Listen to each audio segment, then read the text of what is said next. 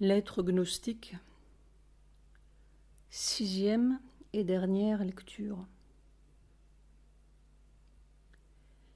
Dans un être gnostique, il ne peut y avoir de conflit entre l'affirmation propre de l'ego et une direction du super-ego, étant donné en effet que dans les actions de sa vie, l'individu gnostique s'exprimera lui-même en même temps qu'il exprimera la vérité de son être et qu'il exécutera la volonté divine.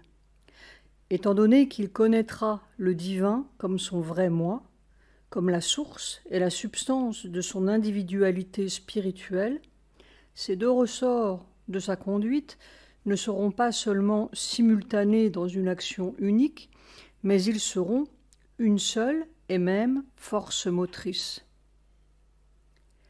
Ce principe moteur agira en chaque circonstance selon la vérité de la circonstance, avec chaque être selon ses besoins, sa nature, ses relations, dans chaque événement selon ce que la volonté divine demande de cet événement.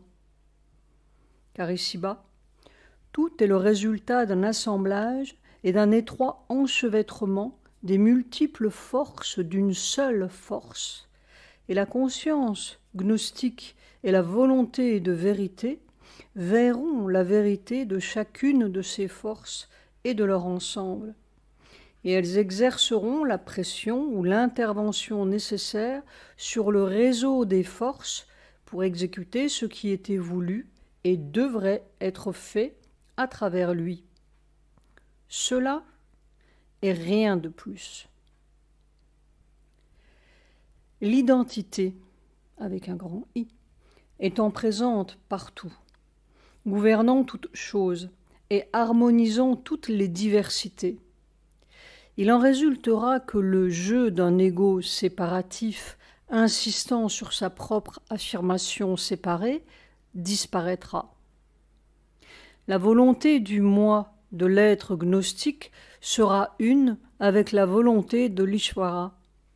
Ce ne sera pas une volonté autonome, séparative et contraire.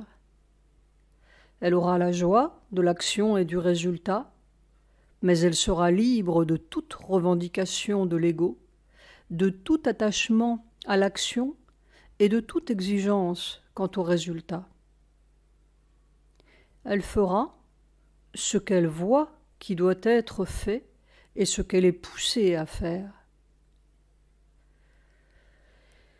Dans la nature mentale, il peut y avoir opposition ou disparité entre l'effort personnel et l'obéissance à la volonté supérieure, car là, le moi ou personne apparente se voit comme différent de l'être suprême, de la volonté ou de la personne suprême. Mais ici, dans la nature gnostique, la personne est l'être de l'être avec un grand E, et l'opposition ou la disparité ne se présente pas.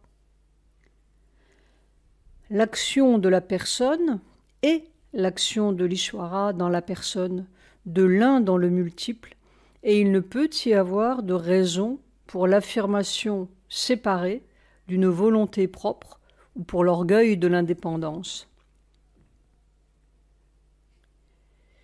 La liberté de l'être gnostique se fonde sur le fait que la connaissance et la force divine, la suprême supranature, agiront dans l'être gnostique avec sa pleine participation. C'est cette unité qui lui donne sa liberté. La libération de toute loi, y compris la loi morale, que l'on mentionne si fréquemment à propos de l'être spirituel, se fonde sur l'unité de sa volonté avec la volonté de l'Éternel. Toutes les normes mentales disparaîtront parce que leur nécessité cessera. La loi supérieure authentique d'identité avec le moi divin et avec tous les êtres les auront remplacés. Il ne sera plus question d'égoïsme ou d'altruisme de soi-même et des autres, puisque tous seront vus est senti comme le moi unique et que seul sera fait ce que la vérité et le bien suprême auront décidé. L'action sera imprégnée par un sentiment de sympathie, d'unité, d'amour universel existant en soi, et ce sentiment ne se bornera pas à dominer l'acte ou à le déterminer, il l'emplira, le colorera, se mouvra en lui. Il ne cherchera pas à s'affirmer indépendamment contre la vérité plus large des choses ou ne s'écartera pas, par impulsion personnelle, du vrai mouvement voulu par le divin.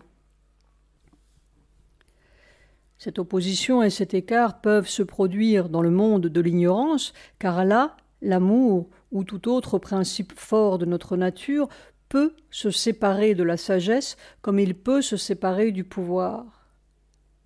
Mais dans la gnose supramentale, tous les pouvoirs sont inclus l'un dans l'autre et agissent comme une unité. Dans la personne gnostique, la connaissance de la vérité dirigera et déterminera, et toutes les autres forces de l'être concourront dans l'action.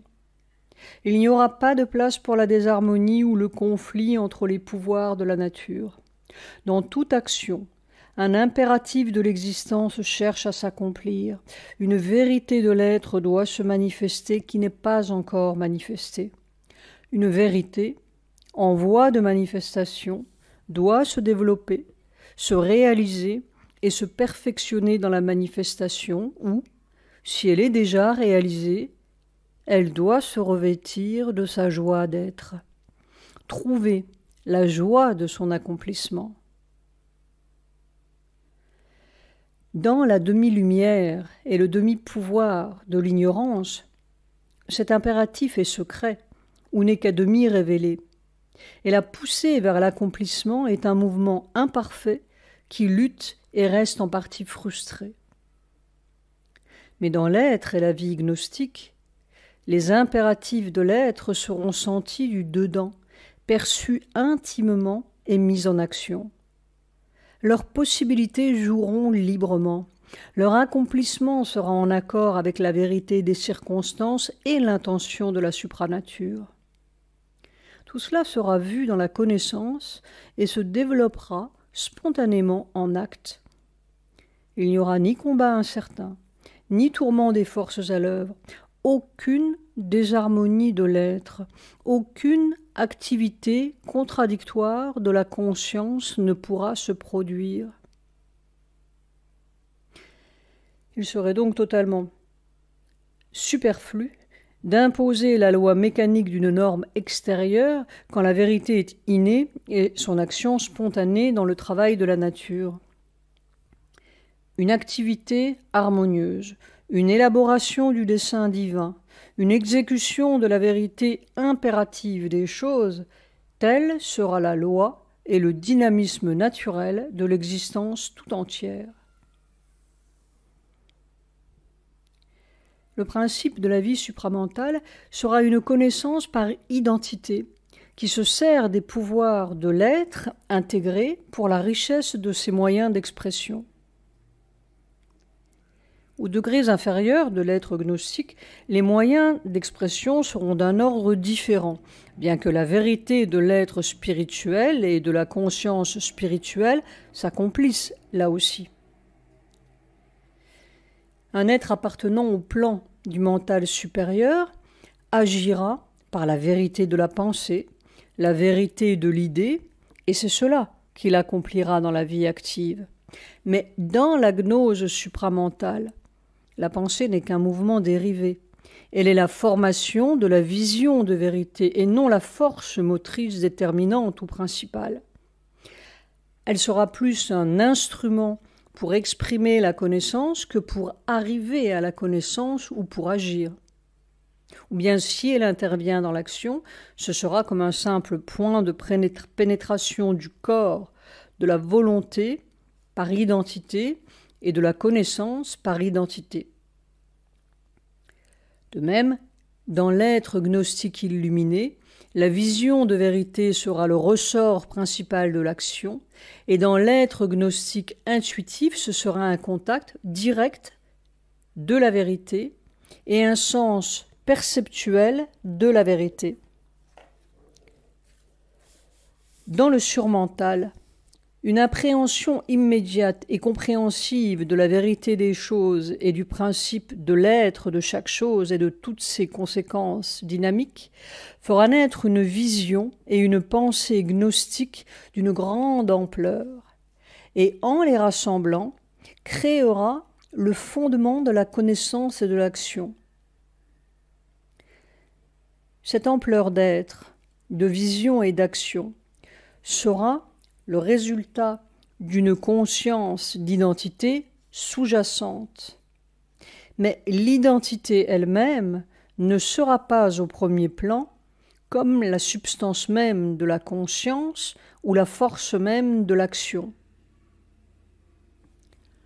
Dans la gnose supramentale, par contre, cette appréhension immédiate et lumineuse de la vérité des choses, sens de vérité, vision de vérité, pensée de vérité, remontera à sa source, qui est la conscience d'identité, et subsistera comme le corps unique de sa connaissance.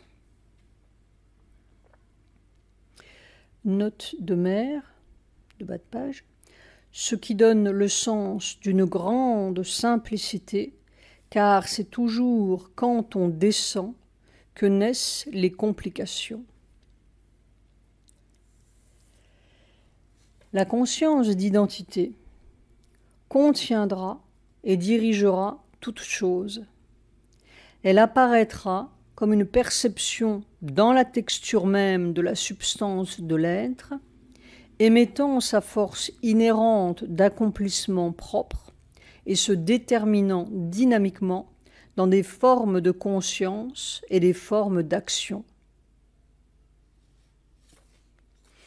Cette perception inhérente est l'origine et le principe d'action de la gnose supramentale.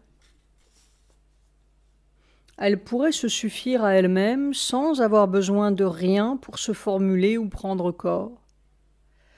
Mais le jeu de la vision illuminée, le jeu de la pensée radieuse, le jeu de tous les autres mouvements de la conscience spirituelle ne feront pas défaut. Ils seront librement employés comme instruments pour l'éclat de leur propre fonctionnement, pour la richesse et la diversité divine, pour la félicité innombrable de la manifestation de soi, pour la joie des pouvoirs de l'infini. Au stade ou degré intermédiaire de la gnose, une variété d'expressions particulières des aspects de l'être divin et de la nature divine pourra se manifester.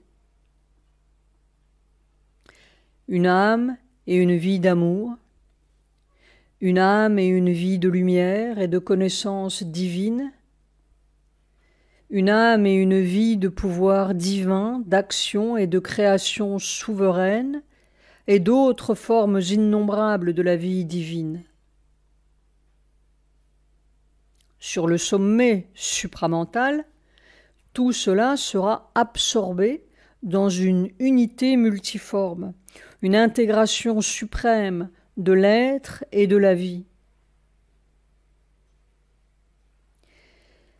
L'accomplissement de l'être dans une intégration lumineuse et béatifique de ses états et ses pouvoirs et la satisfaction de leur action dynamique sera le sens de l'existence gnostique.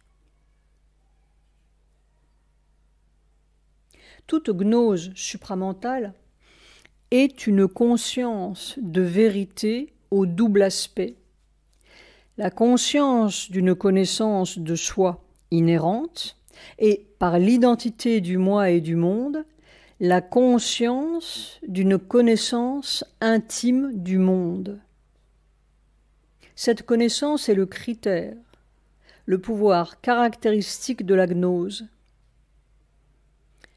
Mais ce n'est pas là une connaissance purement idéative. Ce n'est pas une conscience qui observe, forme des idées, essaie de les mettre à exécution. C'est une lumière essentielle de conscience, la lumière propre de toutes les réalités de l'être et du devenir, la vérité propre de l'être qui se détermine, se formule et se réalise lui-même.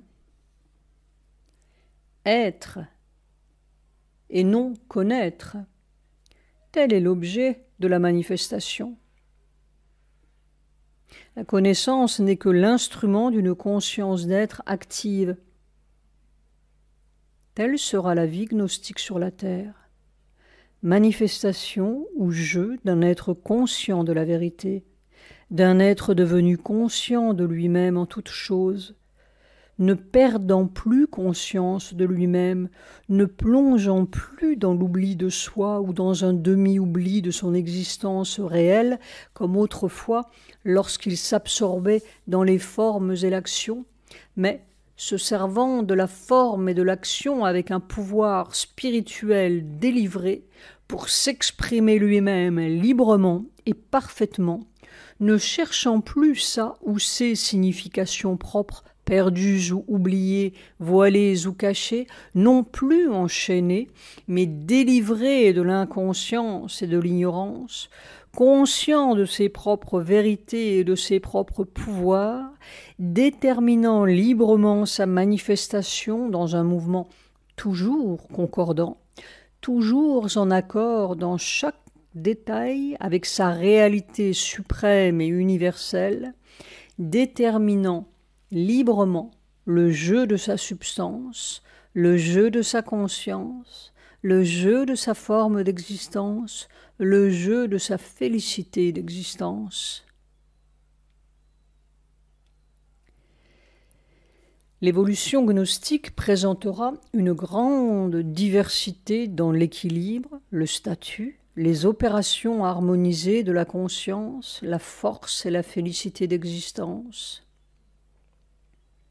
Avec le temps apparaîtront, naturellement, de nombreux degrés dans l'ascension toujours plus avancée du supramental évolutif jusqu'à ses propres sommets.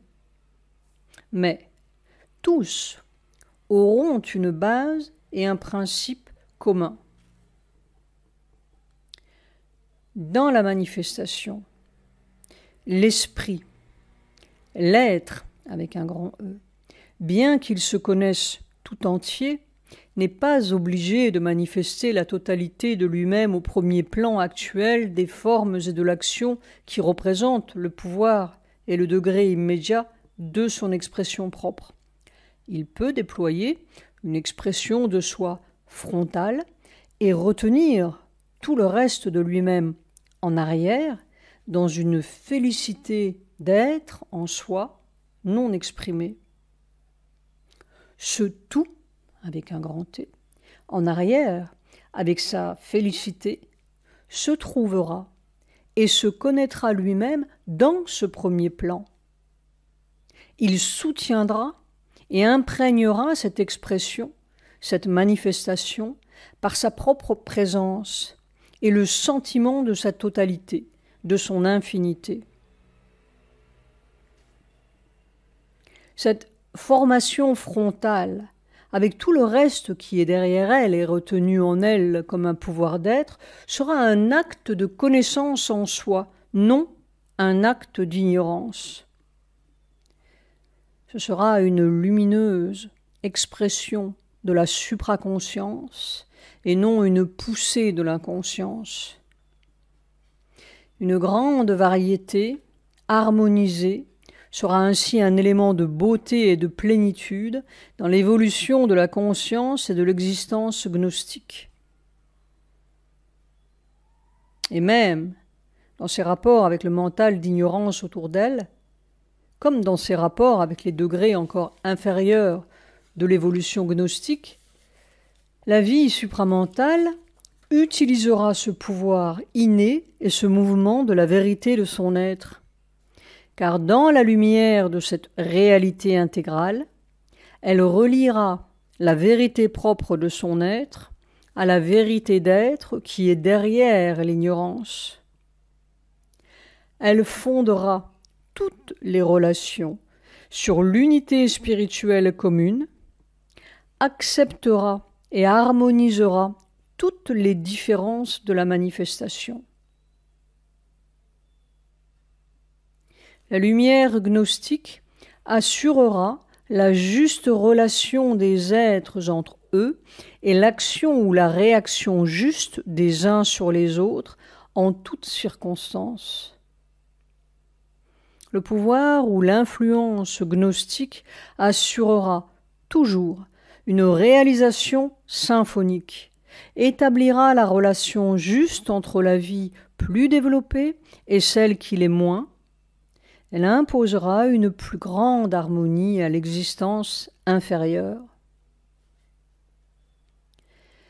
Telle sera la nature de l'individu gnostique, de son être, de sa vie et de son action, dans la mesure où nous pouvons, avec nos conceptions mentales, suivre l'évolution jusqu'au point où elle émergera du surmental et franchira la frontière de la gnose supramentale. La nature de cette gnose déterminera évidemment toutes les relations des êtres gnostiques dans leur vie individuelle ou collective, car une collectivité gnostique sera un pouvoir d'âme collectif de la conscience de vérité, de même que l'individu gnostique en sera un pouvoir d'âme individuel. La vie et l'action de la collectivité seront pareillement intégrées et à l'unisson. Cette collectivité réalisera consciemment la même unité d'être, elle aura la même spontanéité, le même sentiment d'unité intime, une seule et même vision de vérité, un seul et même sens de vérité pour chacun et pour les individus entre eux, une même action de vérité dans les relations de l'un avec l'autre et de tous avec tous. Cette collectivité sera et agira non comme un ensemble mécanique, mais comme un tout spirituel. De même, l'union inévitable de la liberté et de l'ordre sera la loi de la vie collective. Ce sera la liberté du jeu diversifié de l'infini dans des âmes divines, l'ordre d'une unité consciente des âmes, car telle est la loi de l'infini supramental. Notre traduction mentale de l'unité y introduit une règle d'uniformité. En effet, une unité complète accomplie par la raison mentale conduirait à une standardisation intégrale parce que c'est son seul moyen effectif. Des différenciations d'ordre mineur seraient seules permises. La vie gnostique, au contraire, aura pour loi la diversité la plus grande et la plus riche dans l'expression même de l'unité. Dans la conscience gnostique, la différence ne conduira pas à la discorde, mais à l'adaptation naturelle et spontanée, au sens d'une plénitude complémentaire, à l'exécution riche et multiforme de la chose qui doit être collectivement connue, faite et accomplie dans la vie. La difficulté dans le mental et la vie est en effet créée par l'ego, par la séparation d'un tout en ses parties composantes qui font figure de contraires, d'opposés disparates. Tout ce qui les sépare les uns des autres est aisément perçu, affirmé, souligné, mais tout ce qui les unit, tout ce qui freine leur divergence est complètement ignoré ou n'est trouvé qu'avec difficulté. Tout doit être fait en surmontant ou en ajustant les différences, en construisant l'unité. Il existe bien en vérité un principe d'unité sous-jacent et la nature insiste pour qu'il émerge dans toute construction d'unité, car elle est collective et communautaire autant qu'individuelle et égoïste, et elle possède des instruments d'association, sympathie, besoins et intérêts communs, attractions et affinités, aussi bien que des moyens plus brutaux d'unification. Mais la base secondaire qui vient se surimposer et où prédomine largement la vie de l'ego et la nature de l'ego, recouvre l'unité et frappe d'imperfection et d'insécurité toutes ces constructions.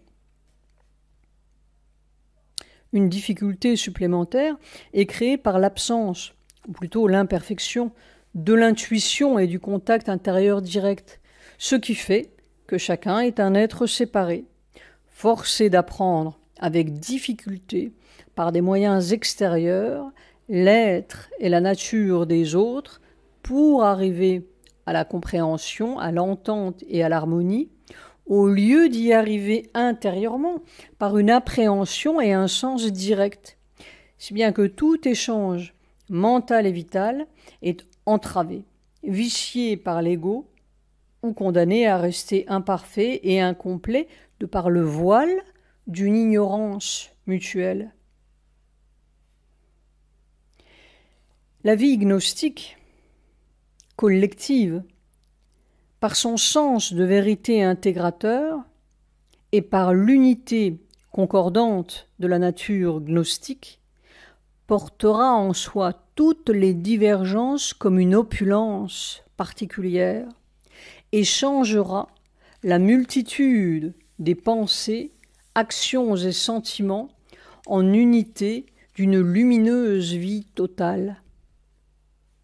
Tel sera le principe évident, la conséquence inévitable du caractère même de la conscience de vérité et de sa réalisation dynamique de l'unité spirituelle de tout être. Cette réalisation, clé de la perfection de la vie, difficile à atteindre sur le plan mental et même quand elle est réalisée, difficile à rendre dynamique et à organiser, sera naturellement dynamique et spontanément organisée dans toute création gnostique et toute vie gnostique. Ceci se comprend aisément si l'on considère des êtres gnostiques qui vivraient leur vie propre sans avoir le moindre contact avec la vie de l'ignorance. Mais du fait même de l'évolution ici-bas, la manifestation gnostique ne sera qu'un élément dans le tout, encore que ce soit un élément décisif. Les degrés inférieurs de la conscience et de la vie continueront à exister, certains entretenant la manifestation dans l'ignorance, certains servant d'intermédiaires entre celle-ci et la manifestation dans la gnose. Ces deux formes d'être et de vie existeront côte à côte ou s'interpénétreront. Dans les deux cas, on peut s'attendre à ce que le principe gnostique domine le tout, sinon immédiatement, du moins en dernier lieu. Les degrés supérieurs du mental spirituel seront en contact avec le principe supramental qui, dès lors, les soutiendra ouvertement et assurera leur cohésion. Et ils seront délivrés de l'emprise de l'ignorance et de l'inconscience qui les enveloppaient autrefois. Étant des manifestations de la vérité de l'être, bien qu'à un degré restreint et d'une façon mitigée, ils tireront toute leur lumière et leur énergie de la gnose supramentale et seront largement en contact avec les pouvoirs qui lui servent d'instruments. Ils seront eux-mêmes des pouvoirs moteurs conscients de l'esprit et bien qu'ils n'aient pas encore entièrement réalisé la pleine force de leur substance spirituelle, ils ne seront plus soumis à des moyens d'expression inférieurs, fragmentés, dilués, diminués, obscurcis par la substance de la nescience. Toute ignorance qui s'élève ou pénètre dans l'être surmental, l'être intuitif, l'être illuminé ou mental supérieur, cessera d'être ignorante. Elle entrera dans la lumière, et dans cette lumière prendra conscience de la vérité qu'elle avait recouverte de son obscurité, et elle parviendra à une libération, une transmutation, un nouvel état de conscience et d'être qui l'assimilera à ses états supérieurs et la préparera pour le statut supramental.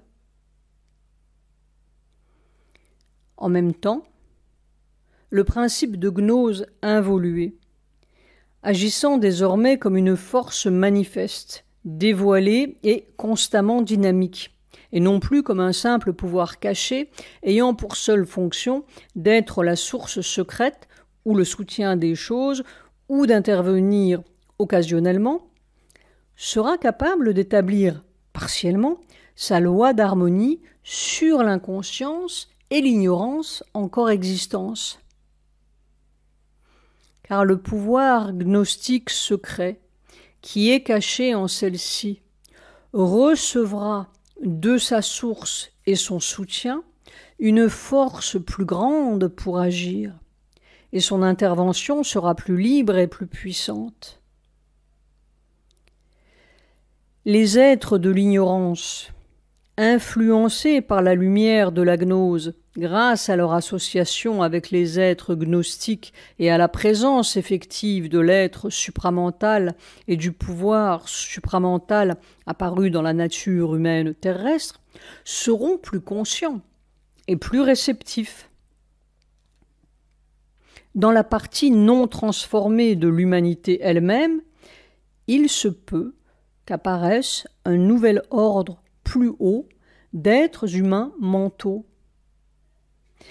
car émergeront l'être mental directement ou partiellement intuitif, mais qui, cependant, n'est pas encore l'être gnostique. L'être mental directement ou partiellement illuminé, l'être mental en communion directe ou partielle avec le plan de la pensée supérieure, et ceux-ci deviendront de plus en plus nombreux, se développeront et s'affirmeront de plus en plus dans leur type et pourront même constituer une race humaine supérieure conduisant vers le haut les moins évolués, avec une fraternité réelle née du sens de la manifestation de l'unique divin dans tous les êtres. De cette manière, l'accomplissement du plus haut peut signifier aussi un accomplissement à un moindre degré de ce qui doit encore rester en bas. À l'extrémité supérieure de l'évolution, les degrés ascendants et les sommets du supramental commenceront à s'élever dans une manifestation suprême de la pure existence spirituelle, de la conscience et de la félicité d'être de Sat Chit Ananda. On peut se demander si le renversement gnostique, le passage à une évolution gnostique et au-delà, ne signifiera pas, tôt ou tard, la cessation de l'évolution qui part de l'inconscience, puisque la raison aura disparu de cet obscur commencement des choses ici-bas. Ceci dépend d'une autre question.